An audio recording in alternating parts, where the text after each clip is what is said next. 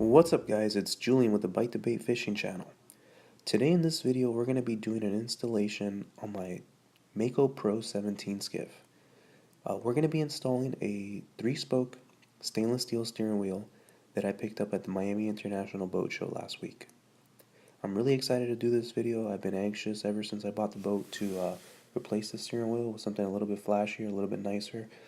So right here you're taking a look at the different tools and the different things you're going to need to complete the whole entire disassembly and reassembly of the steering wheel. Right here we're going to be removing the center cap from the original steering wheel.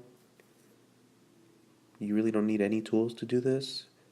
It's not tied on or bolted down in any way. You just with the pressure of your hands you can pop it right out.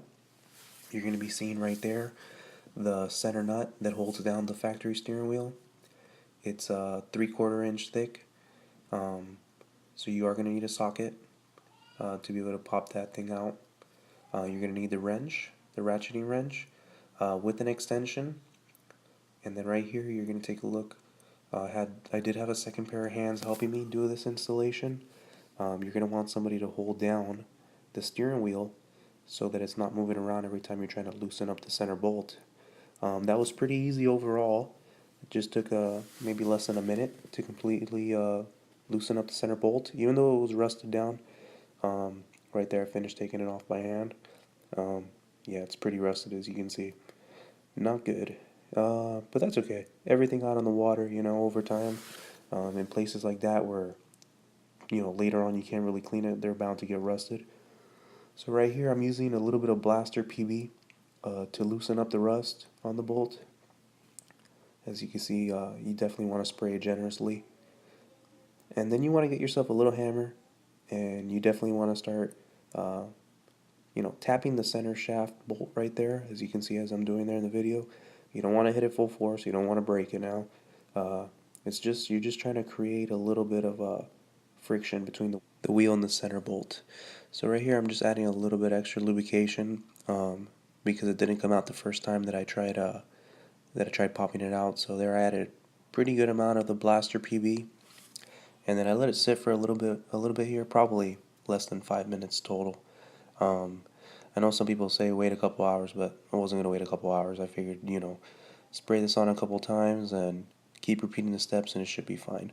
So I did do that. A few minutes later it came loose. So right here you're looking at all the rust that was there on the steering wheel and the centerpiece, but right there I got it to pop off. And then now we're going to use some 2,4-C marine grease.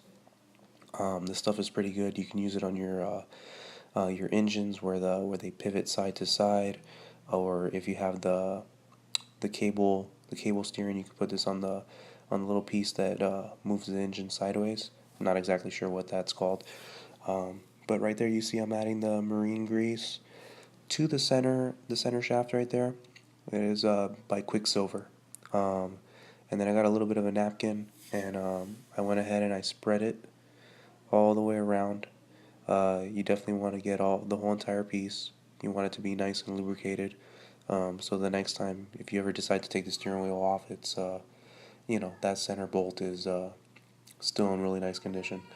So right here I am recording with my phone, so I kind of did put it down for a second there, but I'm just spreading the lubricant out throughout the whole entire bolt right there. As you can see right there, it's all spread out, all nice and even.